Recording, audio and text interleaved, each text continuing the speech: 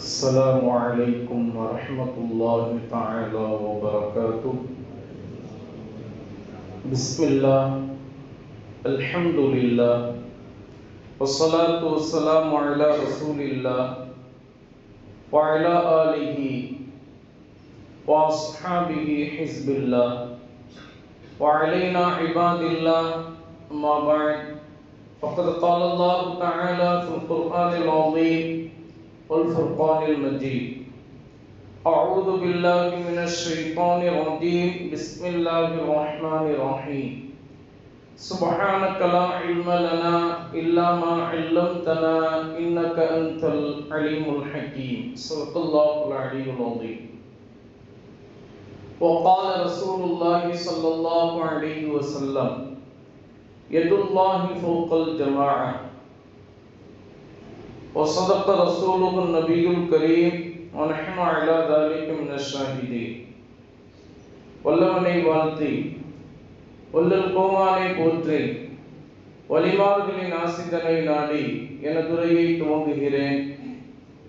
புனிதமிக்க இந்த ஜும்ஆ நாளிலே, மகத்துவமிக்க இந்த மஸ்ஜிதிலே நல்லதை சொல்லவும் கேட்கவும் வாய்ப்பளித்த எல்லாம் வல்ல அல்லாஹ்விற்கே புகழனைத்து உரித்தாகட்டும். இன்று நம்மை எல்லாம் நல்லது கேட்பதற்காக வேண்டி ஒன்று கூட்டியது போல, நாளை மறுமையில் சுவன பூஞ்சோலையிலே நல்லோர்களின் கூட்டத்தில் அல்லாஹ் தஆலா நம் அனைவரையும் ஒன்று சேர்த்து அருள் புரிவானாக. கண்ணியத்திற்கும் பெருமதிப்பிற்கும் உரிய அல்லாஹ்வின் நல்லடியார்களே, அல்லாஹ்வினுடைய மாபெரும் கிருபையினால் துல்கஅதா என்கின்ற புனிதமான மாதத்தை நாம் எல்லாம் அடைந்து அதனுடைய 2வது வார காலத்தில் அமர்ந்திருக்கிறோம். அல்லாஹ் தஆலா இந்த மாதத்தின் புனிதத்தின் பொருட்டால் நம் அனைவருக்கும் ஈருலக நற்பாக்கியங்களை நிறைவாக நிரப்பமாக தந்தருள் புரிவானாக. கண்ணியத்திற்கும் பெருமதிப்பிற்கும் உரிய அல்லாஹ்வின் நல்லடியார்களே,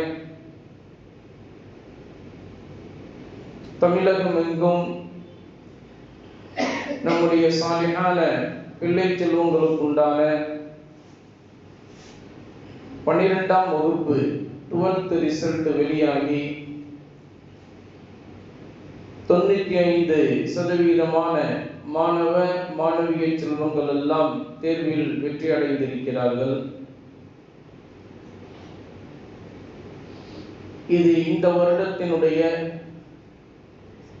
தமிழகத்தில் நடந்த மிகப்பெரிய ஒரு சாதனையாக இருக்கிறது என்பதாக செய்தியாளர்கள் கருத்து சொல்லி இருக்கிறார்கள். அந்த சந்தோஷமான வேளையில் நம்மை சுற்றி ஆங்காங்கே பற்பல விஷயங்கள் நடந்து கொண்டிருக்கிறது. இதையும் நாம் செய்தித்தாள்களில் படித்துக்கொண்டு அதை காதில் கேட்டுக்கொண்டும் வருகிறோம். இந்த தருணத்தில் முக்கியமான ஒரு விஷயத்தை இந்த வார ஜும்ஆவில நாம் கேட்டு அதன்படி அமல் செய்ய வேண்டிய கட்டாய சூழலில் அமர்ந்திருக்கிறோம். இது இந்த காலகட்டத்தில் நாம் செய்ய வேண்டிய, அதிலும் குறிப்பாக நம்முடைய ஈமானிற்கு பலத்தை ஏற்படுத்தக்கூடிய, அதிலும் குறிப்பாக நம்முடைய குடும்பத்தினரை பாதுகாக்க வேண்டிய பொறுப்பில் நாம் எல்லாம் இருக்கின்றோம்.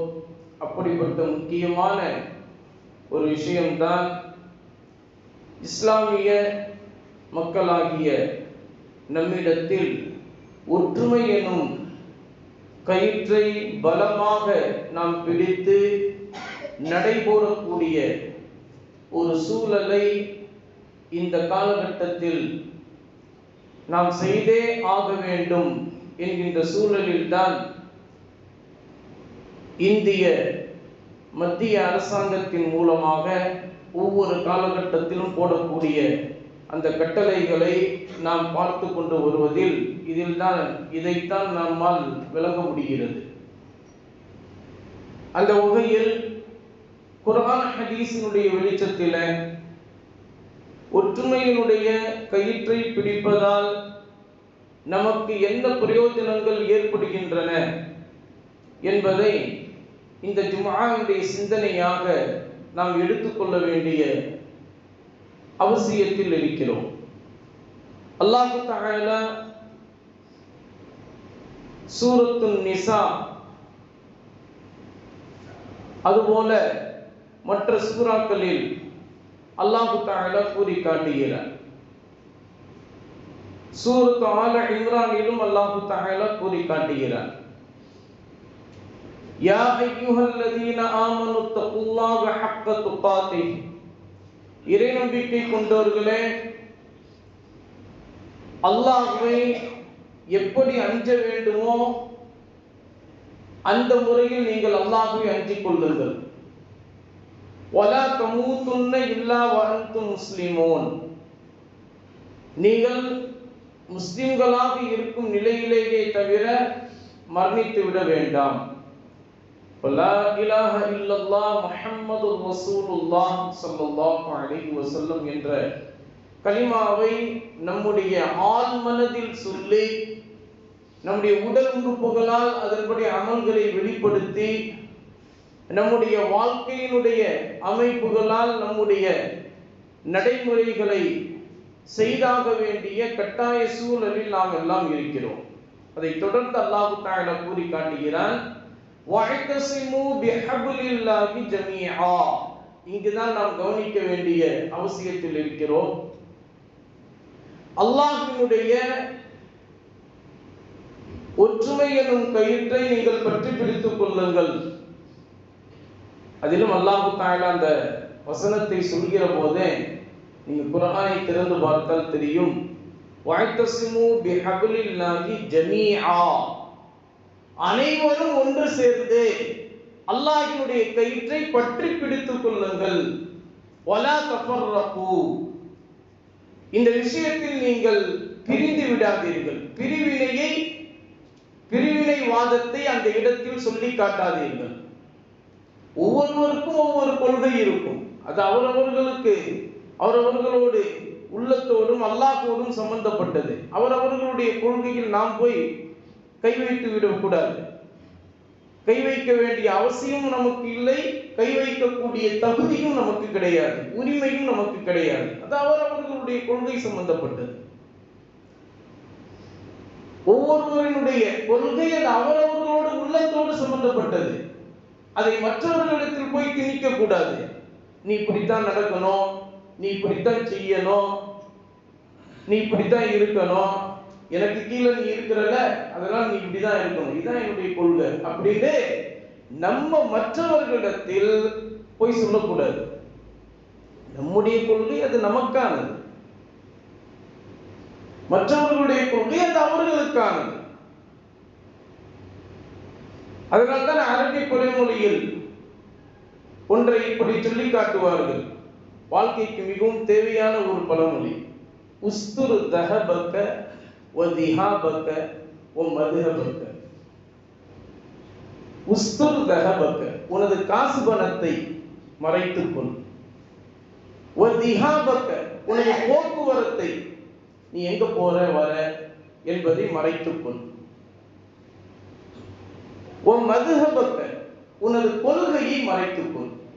நல்லா கவனிக்கணும் ஜமாத்தார்களே, 3 விஷயத்தை இங்கு சொல்லப்படுது. முக்கியமான விஷயம், வாழ்க்கைக்கு தேவையான விஷயம். உஸ்துரு தஹபக்க, உனது காசு பணத்தை மறைத்துக்கொள். நீ எவ்வளவு வச்சிருக்க, உடைய பேங்க் பேலன்ஸ் என்ன, உடைய பாக்கெட்ல என்ன இருக்கு, உடைய வீட்டு பீரோல என்ன வச்சிருக்க, வீட்டு லாக்கர்ல என்ன வச்சிருக்கீங்க, உன்னுடைய பொருளாதாரம் என்ன, யாரிடத்திலையும் சொல்லக்கூடாது, மறைத்துக்கொள். உனது போக்குவரத்தை மறைத்துக்கொள். நீ எங்க போகிற, நீ என்ன செய்கிற, எங்க போற, எங்கிருந்து வர, யார்ட்டையும் சொல்லக்கூடாது. அதுபோல உனது கொள்கையை மறைத்துக்கொள். கொள்கையை வெளிப்படுத்தக்கூடாது. உனது கொள்கை உனக்கானது, மற்றவர்களுடைய கொள்கை மற்றவர்களுக்கானது. மற்றவங்களும் இப்படித்தான் இருக்கணும் என்று நீ சொல்லக்கூடாது. அது அவரவர்களுடைய உரிமையில் கட்டுப்பட்டது. மற்றவர்களுடைய உரிமையை பறிக்கக்கூடிய விஷயமோ மற்றவர்களுடைய உரிமையில் கை வைக்கக்கூடிய ஒன்றோ யாருக்கும் அதற்கு உரிமை கிடையாது. அது அவர்களுக்கும் அல்லாஹுக்கும் சம்பந்தமானது. அந்த அடிப்படையில் நம்முடைய கொள்கையை சொல்லிக்கொண்டு, நம்முடைய இயக்கத்தினுடைய அடிப்படையை சொல்லிக்கொண்டு இயக்கவாதிகளாகவே நாம் பிரிந்து கிடக்கின்றோம். அதுதான் அல்லாஹ் தஆலா இந்த வசனத்தை நமக்கு கூறி காட்டுகிறார். அல்லாஹ்வினுடைய ஒற்றுமை எனும் கயிற்றை நீங்கள் பற்றி பிடித்துக் கொள்ளுங்கள். வலா தஃபர்ரகு, அதில் பிரிவினைவாதத்தை சொல்லிவிட்டு நீங்கள் பிரிந்து விடாதீர்கள் என்று அல்லாஹ் தஆலா சொல்லி காட்டுகிறார். அல்லாஹ்வின் தூதர் ஸல்லல்லாஹு அலைஹி வஸல்லம் அவர்கள் சொல்லி காட்டுகிறார்கள், யதுல்லாஹி ஃபௌகல் ஜமாஅ, அல்லாஹ்வுடைய உதவி உங்களுக்கு வேண்டுமா? அல்லாஹ்வுடைய உதவி உங்களுக்கு வேண்டுமா? ஒற்றுமையோடு செயல்படுகிற போதுதான் அதில் தான் அல்லாஹ்வுடைய உதவி இருக்கிறது. யதுல்லாஹி ஃபௌகல் ஜமாஅ, ஒரு கூட்டத்தின் ஒற்றுமையாக இருக்கக்கூடிய ஒரு கூட்டத்தின் மேல்தான் அல்லாஹ்வுடைய உதவி இருக்கிறது, அல்லாஹ்வுடைய கரம் இருக்கிறது. உதவிக்கரம் அங்குதான் அல்லாஹ் தஆலா நீட்டுகிறான். அல்லாஹ் தன்னுடைய உதவி கரத்தை ஒற்றுமையோடு செயல்படுகிற போதுதான் அதில் அல்லாஹ் தஆலா தன்னுடைய உதவியை வைத்திருக்கிறான் என்பதாக அல்லாஹ்வின் தூதர் ஸல்லல்லாஹு அலைஹி வஸல்லம் அவர்கள் நமக்கு சொல்லி காட்டுகிறார்கள். ஆனால் நம்ம இன்னைக்கு தொழுகையினுடைய சஃப்புகளில் கூட ஒற்றுமை நமக்கு வருவது கிடையாது. ஒருத்தர் அங்க நிற்கிறார், இன்னொருத்தர் இங்க நிற்கிறார், இன்னொருத்தர் நடுவில் நிற்கிறார், இன்னொருத்தர் தனக்கு பிடிச்சமான ஃபேனுக்கு கீழே அவர் நிற்கிறாரு. சஃப்புல ஒழுங்கா சரியாக நில்லுங்கள், சஃப்புல இடைவெளி விடாதீர்கள் என்று சொன்னா ஒருத்தர் அங்கதான் சேர் போட்டு ஃபர்ஸ்ட் சஃப்புலேயே உட்கார்ந்துக்கிட்டு மற்றவங்களையும் முன்னாடி பின்னாடி நிற்கிறவங்களும் முன்னாடி வர்றதுக்கு யோசிக்கிற அமைப்புல உட்கார்ந்து விடுகிறார்கள். அதை நாம் சொன்னால் நாம் கெட்டவர்கள். ஆனால் உண்மையில் ஒரு விஷயத்தை நீங்கள் நன்றாக புரிந்து வைத்துக் கொள்ள வேண்டும். நபிகள் நாயகம் ஸல்லல்லாஹு அலைஹி வஸல்லம் அவர்கள் நமக்கு சொல்லி காட்டுகிறார்கள், தொழுகையினுடைய சப்புகளில் எப்போது இந்த முஃமின்கள் சரியான முறையில் வரவில்லையோ அவருடைய உள்ளத்தினுடைய அளவில் அவர்கள் என்றும் ஒன்று சேர மாட்டார்கள். இது நபி அவர்களுடைய நபிமொழியில், ஆதாரபூர்வமான நபிமொழியில் இது பதிவு செய்யப்பட்டிருக்கிறது. உங்களுடைய உள்ளங்களை தொழுகையினுடைய சப்புகளை வைத்துதான் உங்களுடைய உள்ளங்கள் ஒன்றுபடுகிறது. அதனால்தான் பாருங்க, தோல் புஜம், காலு இதெல்லாம் ஒட்டி நின்று கொண்டிருக்கிறீர்களா என்பதை கவனிக்க வேண்டும். சில பேருடைய கால் கொஞ்சம் முன்னாடி இருக்கும், சில பேருடைய கால் கொஞ்சம் பின்னாடி இருக்கும். அது அவர்களுடைய உடல் அமைப்பு. அந்த இயல்பை நாம் சொல்ல வருவது கிடையாது. தொழுகையினுடைய சப்புகளை நாம் வேண்டுமென்றே அதில் நாம் நினைத்த இடத்தில் நாம் நின்று தொழுவது, நாம் நினைத்த இடத்தில் ஃபேனை போட்டுக்கொண்டு அங்கு சப்பை ஆரம்பிப்பது, தொழுகையினுடைய சப்புகளை பரிபூர்ணமாக இல்லாமல் நாம் நின்று கொள்வது, இதுவெல்லாம் நம்முடைய உள்ளத்தையும் பிரித்துவிடும். அதனால்தான் இன்னைக்கு பாருங்க, ஒவ்வொருத்தரும் ஒவ்வொரு இயக்கத்தை அடிப்படையாக வைத்து அவர்கள் சென்று கொண்டே இருக்கிறார்கள். நம்முடைய எதிரிகள் நம்மை பார்த்து எல்லா விஷயங்களையும் அவன் புரிந்து கொண்டு நம்மை நசுக்கி கொண்டு இருக்கிறார். ஆனா ஒரு காலத்தில் நாம் எப்படி இருந்தோம்? 1400 ஆண்டுகளுக்கு முன்பு வரலாற்றை திறந்து பாருங்கள். நம்மை பார்த்தால் எதிரிகளுக்கு பயம் வரும். எப்படிங்க? முஃமின்களை, முஸ்லிம்களை பார்த்தால் எதிரிகளுக்கு, விரோதிகளுக்கு, இஸ்லாமிய விரோதிகளுக்கு, இஸ்லாமிய எதிரிகளுக்கு பயம் வரும். தொப்பி போட்ட பாய் பார்த்துக்க, விரட்டலான ஆளு அப்படின்னு சொல்லுவாங்க மாற்று மதத்தினர்கள். ஆனா இன்னைக்கு எப்படிப்பட்ட சூழல்? நம்ம மாற்று மதத்தினர்களை பார்த்து பயந்து கொண்டிருக்கிறோம்.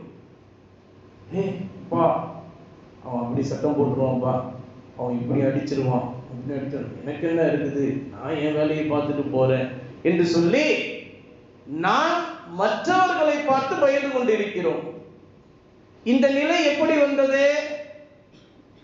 எல்லா விஷயத்திற்கும் அடிப்படை தொழுகை. அந்த தொழுகையில் நாம் குறைபடுத்தியதால், அந்த தொழுகையில் இருக்கக்கூடிய சப்புகளில் நம்முடைய உள்ளம் ஒன்றுபடாததால் எல்லா விஷயங்களிலும் நாம் இன்று பிரிந்து கிடக்கின்றோம். அதனால்தான் ஜும்ஆவுடைய தொழுகை மட்டும் இல்லாம எல்லா நேர தொழுகையிலும் சப்பை சரி செய்து கொள்ளுங்கள் என்று சொல்லி இமாம்கள் ஆரம்பித்து விட்டார்கள். அதுல கூட ஒரு சில பேர் ஒவ்வொரு நேரத்திலையும் நீங்க சொல்லணுமா, சப்பை சரி பண்ணணுமா, நேரம் ஆகி கொண்டே இருக்குது, இக்காமத் சொல்லிட்டாங்க, நீங்க பாட்டுக்கு சப்பை இது பண்ணுங்க அதை பண்ணுங்கன்னு இமாமா நீங்க நின்றுட்டு சொல்லிக்கிட்டு இருக்கீங்க, நேரமும் போய்கிட்டு இருக்குது. அதனால நீங்க வாரத்துல ஒரு நாள் ஜும்மால, அதுவும் ஒரு நேரம் ஜும்மால நீங்க சொல்லிட்டீங்களா முடிஞ்சு போச்சு, எல்லா நேரத்திலும் நீங்க சொல்லாதீங்க அப்படின்னு ஒரு சில பேர்.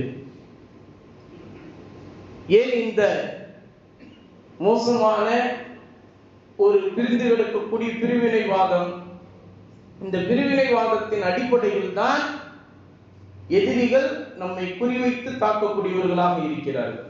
அதனால்தான் இன்னைக்கு நமக்கான வக்ஃப் என்கின்ற சொத்துக்களை உரிமையோடு கேட்பதற்கு இன்று நாம் யோசித்துக் கொண்டு இருக்கிறோம். உரிமையோடு கேட்பதற்கு நாம் இன்று யோசித்துக் கொண்டு இருக்கிறோம் நமக்கான வக்ஃப் சொத்துக்கள்.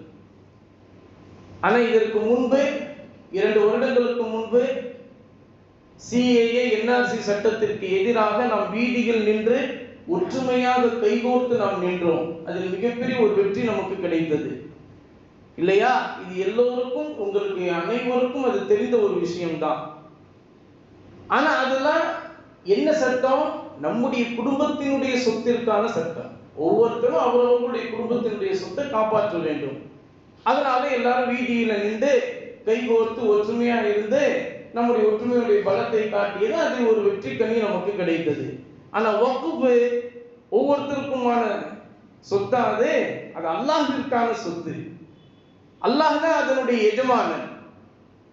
அந்த சொத்தை அனுபவிப்பதற்கு அல்லாஹ் தஆலா நம்மில் ஒரு சிலருக்கு அல்லாஹ் தஆலா அதை கொடுத்திருக்கின்றான். ஏழை மக்களுக்கும் குமர காரியங்களுக்கும் இது போன்ற இஸ்லாத்தினுடைய மற்ற நற்பணி சேவைகளுக்கும் அல்லாஹ் தஆலா அதை கொடுத்திருக்கிறான். அதனால நம்ம இப்ப இன்னைக்கு என்ன நினைக்கிறோம்? நம்ம சொத்தா? யாரோ நம்மள முன்னோர்கள் அர்ப்பணிச்சுட்டு போயிருக்காங்க.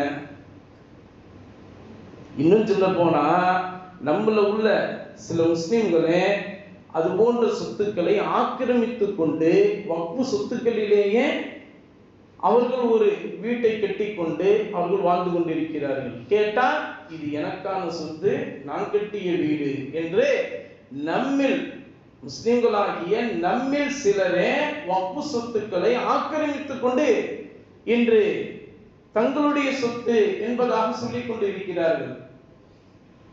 இது போன்ற ஒரு நிலை ஏன் வந்தது தெரியுமா? உள்ளத்தில் அல்லாஹ்வுடைய பயம் கிடையாது. உள்ளத்தில் அல்லாஹ்வினுடைய பயம் கிடையாது. பயம் இல்லாமல் போனதால் என்னை மிஞ்சி என்ன செய்துவிட முடியும் என்று நாமே நம்முடைய உள்ளத்தில் கேட்டுக்கொண்டு நெஞ்சை நிமிர்த்துக் கொண்டு இருக்கிறோம். ஆனால் ஒன்றை நன்றாக கவனித்துக் கொள்ள வேண்டும்.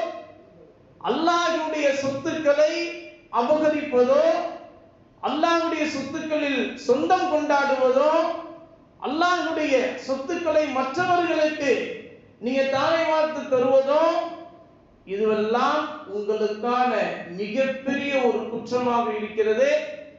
அதனால மறுமையில் கட்டாயமாக அதற்கான தண்டனையை யார் அந்த விஷயத்தில் இருக்கின்றார்களோ கட்டாயமாக அதை பெறுவார்கள்.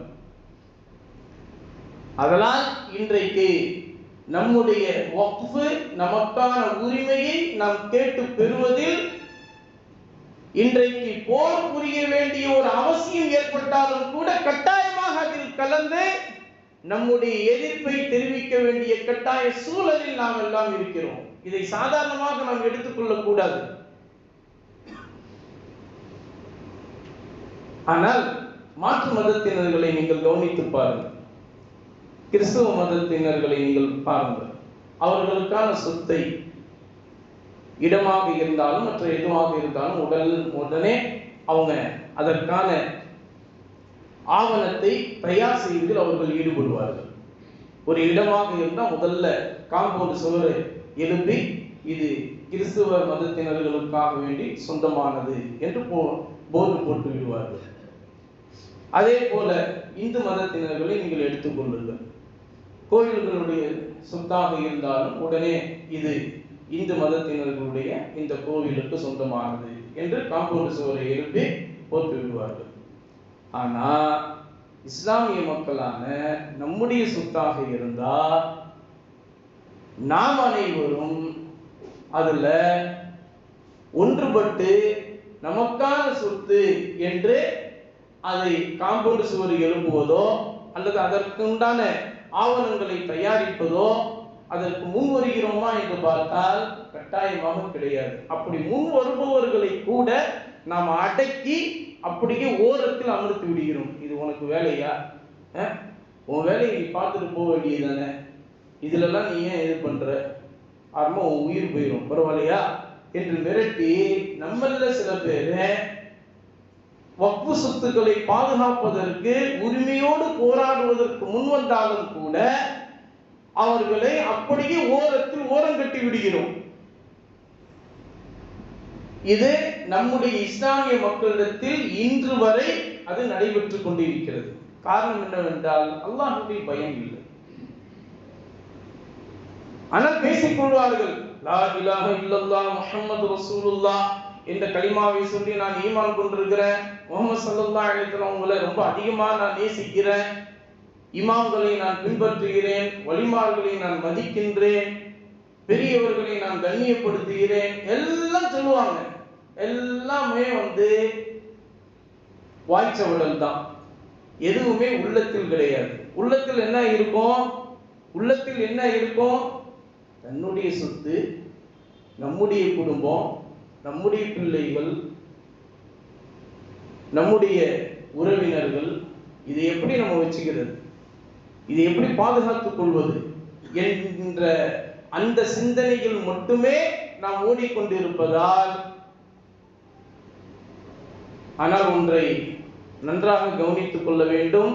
இன்றைக்கு நம்முடைய வக்ஃபு சொத்துக்களில் கை வைக்க வந்தவர்கள் நாளைக்கு நம்முடைய வீட்டில் இருக்கக்கூடிய ரகசிய அறைக்கு கூட அமர்ந்து விடுவார்கள், பாய் போட்டு அப்படியே படுத்து விடுவார்கள். அப்போது என்ன செய்ய போகிறீர்கள்? ஒன்றுமே செய்துவிட முடியாது. இன்றைக்கு இதை சிந்தித்து பார்க்க வேண்டிய இந்த சூழலை நாம் நினைத்து பார்க்க வேண்டிய கட்டாய சூழலில் தான் இன்று நாம் அமர்ந்திருக்கிறோம். வரலாற்றை திறந்து பாருங்கள். ஹஜ்ரத் அபூபக்கர் சித்திக் ரலியல்லாஹு தஆலா அவர்கள் சாந்தமான சஹாபி, ரொம்ப அமைதியான, ரொம்ப பேணுதலான, ரொம்பவும் அனுபவம் உள்ள சாந்தமான சஹாபி ஹஜ்ரத் அபூபக்கர் சித்திக் ரலியல்லாஹு தஆலா. ஹஜ்ரத் உமர் இப்னு கத்தாப் ரலியல்லாஹு தஆலா அல்லாஹ் ரசூலுடைய விஷயமாக எது இருந்தாலும் வஅஷத்துகும் ஃபீ அம்ரில்லாஹி உமர் என்று சொல்லப்படக்கூடிய அளவில் உமர் ரலியல்லாஹு தஆலா ரொம்ப கடினமாக நடந்து கொள்ளக்கூடியவர்கள். அது யாராக இருந்தாலும் பார்க்க மாட்டாங்க, எவ்வளவு பெரிய ஆளாக இருந்தாலும் பார்க்க மாட்டாங்க. அல்லாஹ் ரசூலுடைய சட்டத்திற்கு, கட்டளைக்கு எதிராக ஒருவன் நடக்கின்றானா அவனை கொல்ல வேண்டும் என்றாலும் கொன்று விடுவார். இது ஹஜ்ரத் உமர் இப்னு கத்தாப் ரலியல்லாஹு தஆலா அவர்களுடைய நடைமுறை. ரொம்ப அதிரடியான, ரொம்ப மிரட்டலான நடைமுறை. ஆனா ஒரு விஷயத்தில் நபிகள் நாயகம் ஸல்லல்லாஹு அலைஹி வஸல்லம் அவர்களுடைய வஃபாத்திற்கு பிறகு முஸைலமத்துல் கத்தாப் என்று சொல்லப்படக்கூடிய முஸைலமா என்பவர் குர்ஆனை போன்று நான் பல வசனங்களை நான் கொண்டு வருவேன், குர்ஆனை போல உள்ள விஷயங்களை நான் கொண்டு வருவேன் என்று சொல்லி அப்படியே பரப்பிக் கொண்டு இருந்த அந்த சமயத்தில் மக்கா நகரத்திலும் மதீனா நகரத்திலும் ஒரு சிலர் தங்களுடைய சிந்தனைக்கு ஏற்ப தொழுகையைத்தான் ஒவ்வொரு நாளும் ஐவேளை தொழ வேண்டிய கடமை நமக்கு இருக்கிறது, ஜகாத் என்கின்ற கடமையான தர்மம் ஒவ்வொரு வசதியான பணக்காரரும் வாழ்நாளில் தங்களுடைய ஆயுளில் ஒரு தடவை கொடுத்தால் போதும் ஒவ்வொரு வருடமும் ஜக்காத் என்கின்ற தர்மத்தை கொடுக்க வேண்டிய அவசியம் இல்லை என்று தொழுகையையும் ஜக்காத்தையும் பிரித்து பிரிவினை காட்டி பேச ஆரம்பித்து விட்டார்கள். இது ஹஜ்ரத் அபூபக்கர் சித்திக் ரலியல்லாஹு அவர்களுடைய காதிற்கு வருகிறது. உடனே ஹஜ்ரத் அபூபக்கர் சித்திக் ரலியல்லாஹு தஆலா அவர்கள் போர் பிரகடனத்தை அறிவித்தார்கள். இஸ்லாமிய மக்களிடையே எல்லோரும் போருக்கு தயாராகுங்கள், எல்லோரும் ஒன்று கூடி விடுவோம். யாருக்கும் ஒண்ணுமே புரியல. இதற்காக வேண்டி இப்போது போர் பிரகடனத்தை அமீருல் முஃமினீன் ஆகிய ஹஜ்ரத் அபூபக்கர் சித்திக் ரலியல்லாஹு தஆலா அவர்கள் அறிவித்திருக்கிறார்கள். உமர் ரலியல்லாஹு தஆலா அவங்கள்ட்ட போய் சொல்லுவோம்னு சொல்லிட்டு உமர் ரலியல்லாஹு தஆலா அவர்களிடத்துல போய் அபூபக்கர் சித்திக் ரலியல்லாஹு தஆலா போர் பிரகடனத்தை அறிவித்து விட்டார்கள், என்ன காரணம் என்று அவர்களிடத்தில் போய் கேளுங்க. ஏன்னா எல்லாரும் ஒற்றுமையாக தான் இருக்கிறாங்க. எல்லா இடத்துலையும் இஸ்லாமியர்கள் அவர்களுடைய வேலையை பார்த்து கொண்டு ஒற்றுமையோடு தான் இருக்கிறோம். எதற்காக இப்போது போர் பிரகடனம்? உமர் ரலியல்லாஹு தஆலா அவர்கள் ஹஜ்ரத் அபூபக்கர் சித்திக் ரலியல்லாஹு தஆலா அவர்களை வந்து பார்த்து கேட்கின்றார்கள், அமீருல் முஃமினீன் அவர்களே, இப்போது இது போன்ற ஒரு போர் அறிவிப்பு தேவையா, போர் அறிவிப்பு வேண்டுமா என்று கேட்டார்கள். யார் கேட்கிறாங்க? எப்போதுமே அல்லாஹ் ரசூலுடைய விஷயத்தில் ரொம்பவும் மிரட்டலாக கடுமையாக முடிவெடுக்கக்கூடிய உமர் ரலியல்லாஹு தஆலா அவர்கள் கேட்கிறாங்க. எப்போதுமே சாந்தமாக இருக்கக்கூடிய அபூபக்கர் சித்திக் ரலியல்லாஹு தஆலா அவங்கள்ட்ட கேட்கிறாங்க. அப்ப அபூபக்கர் சித்திக் ரலியல்லாஹு தஆலா அவர்கள் சொன்னாங்க, என்ன உமர் அவர்களே, எப்போதுமே நீங்க தான் மிரட்டலா இருப்பீங்க, ரொம்ப கடுமையாக இருப்பீங்க, நான் எப்போதுமே சாந்தமாக இருப்பேன். நானே இப்போது போர் பிரகடனத்தை அறிவிக்கின்ற போது நீங்க ஏன் இப்படி ஒரு அறிவிப்பை செய்ய வேண்டுமா என்று வந்து கேள்வி கேட்கிறீர்கள், எனக்கு ஆச்சரியமாக இருக்கிறது. இதற்கு நாம் போர் பிரகடனத்தை அறிவிக்காமல் வேறு எதற்கு செய்ய போகிறோம்? நம்மில் ஒரு சிலர் இப்போது தொழுகையையும் ஜக்காத்தையும் பிரித்து காட்டி பேசுவதற்கு முயற்சித்தவர்கள், ஒரு நாள் வரும் அல்லாஹ் வேறு, அல்லாஹ்வின் தூதர் ஸல்லல்லாஹு அலைஹி வஸல்லம் அவர்கள் வேறு என்று பிரிவினை காட்டக்கூடிய ஒரு கூட்டம் வரும். அப்போதும் நீங்கள் இப்படித்தான் சொல்லிக் கொண்டிருப்பீர்களா? தொழுகையையும் ஜக்காத்தையும் அல்லாஹ் தஆலா குர்ஆனில் எப்போதெல்லாம் தொழுகையை சொல்கின்றானோ அப்போதெல்லாம் ஜக்காத்தையும் அல்லாஹ் தஆலா சொல்லி காட்டுகிறான். வஅகீமுஸ் ஸலாத் வஆத்துஸ் ஸகாத். குர்ஆனை திறந்து பாருங்கள். நமக்கு தான் குர்ஆனை திறக்கிறதே நமக்கு சடங்கு பொருளாக ஆகிவிட்டது. நம்ம அப்படித்தானே நினைத்துக் கொண்டு இருக்கிறோம். குர்ஆன் ஓத தெரியாதவர்கள் வந்து இஷாவிற்கு பிறகு நம்மிடத்தில் ஓத தெரிவதற்காக கற்றுக்கொள்ளுங்க என்று கூப்பிட்டாலும் இதுவரைக்கும் அவ்வளவு ஒரு கூட்டமாக யாரும் வருவது கிடையாது. ஏதோ ஒருத்தர் ரெண்டு பேர் வராங்க. குர்ஆனை திறந்து பாருங்கள். எங்கெல்லாம் அல்லாஹ் தஆலா குர்ஆனில் அல்லாஹ் தஆலா தொழுகையை பற்றி சொல்லி காட்டுகிறானோ அங்கெல்லாம் அல்லாஹ் தஆலா ஜக்காத்தை பற்றி அல்லாஹ் தஆலா சேர்த்து தான் சொல்லி காட்டுகிறார். ஹஜ்ரத் அபூபக்கர் சித்திக் ரலியல்லாஹு தஆலா சொல்லி காட்டுகிறார்கள், தொழுகையை எப்படி ஒவ்வொரு நாளும் ஐவேளை தொழ வேண்டுமோ ஒரு முஃமின், அதுபோல ஜக்காத்தை ஒவ்வொரு வருடமும் வசதி படைத்த நபர்கள் தங்களுடைய பொருளாதாரத்திற்குண்டான ஏழை வரியை கட்டாயமாக கொடுத்தே ஆக வேண்டும். அதுதான் அல்லாஹ்வுடைய கட்டளை. அல்லாஹ்வின் தூதர் ஸல்லல்லாஹு அலைஹி வஸல்லம் அவர்கள் நமக்கு காண்பித்து தந்த அல்லாஹ்வுடைய கட்டளையாக இருக்கிறது. இதில் யார் பிரிவினை காட்டி சொன்னாலும் அவர்களை எதிர்த்து களம் காண்பதற்கு முன் வரிசையில் முதல் ஆளாக நான் நிற்பேன் என்று சொல்லி ஹஜ்ரத் அபூபக்கர் சித்திக் ரலியல்லாஹு தஆலா அவர்கள் மத மாற்றத்தினுடைய அடிப்படை வேரையே அவர்கள் அன்று பிடுங்கி எறிந்து விட்டார்கள். அதனால்தான் 700 ஆண்டு காலம் இஸ்லாத்தினுடைய வரலாற்றிலே மதமாற்றம் என்பதே இல்லாமல் பொற்காலமாக இருந்தது.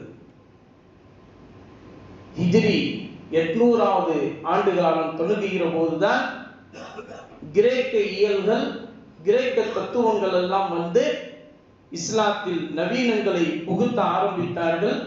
அதிலிருந்து தான் மதமாற்றம் திரும்பவும் தொடங்கியது, இன்று வரை போய்கொண்டிருக்கிறது.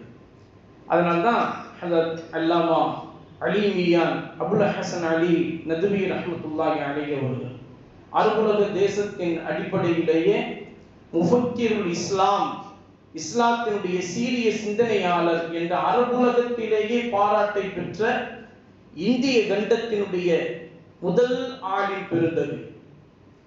அவர்கள் ரித்தத்துன் வலா அபாபக்ரின் லஹா என்கின்ற அந்த கிதாபிலே மதமாற்றம் அதை எதிர்கொள்ள ஒரு அபூபக்கர் இல்லையே என்கின்ற தலைப்பின் கீழ் அவர்கள் எழுதியிருக்கிறார்கள்.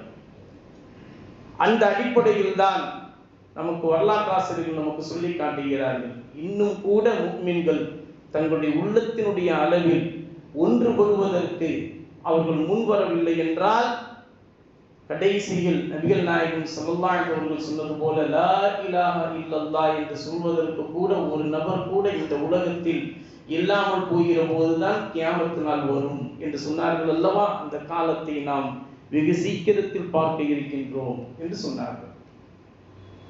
அதன் பிறகுதான் போர் பிரகடனம் செய்யப்பட்டது. அதில் மிகப்பெரிய ஒரு வெற்றி கிடைத்தது. இதுவெல்லாம் இஸ்லாமிய வரலாற்றில் பதிவு செய்யப்பட்டிருக்கிறது. ஆக முஃமின்களாகிய நாம் இன்றைக்கு இந்த வக்ஃபினுடைய விஷயத்தில் கட்டாயமாக கைகோர்த்து ஒற்றுமையோடு நம்முடைய பலத்தை காட்டுவதோடு நம்முடைய எதிர்ப்பை பதிவு செய்ய வேண்டிய அவசியத்தில் நாம் இருக்கிறோம். அல்லாஹ் தஆலா அதில் மிகப்பெரிய ஒரு வெற்றியை நம் அனைவருக்கும் தந்தல் புரிவானாக. கேட்டதின்படி வாழ்நாள் முழுவதும் அமல் செய்யக்கூடிய தௌஃபீக்கை அல்லாஹ் நம் அனைவருக்கும் தந்தல் புரிவானாக.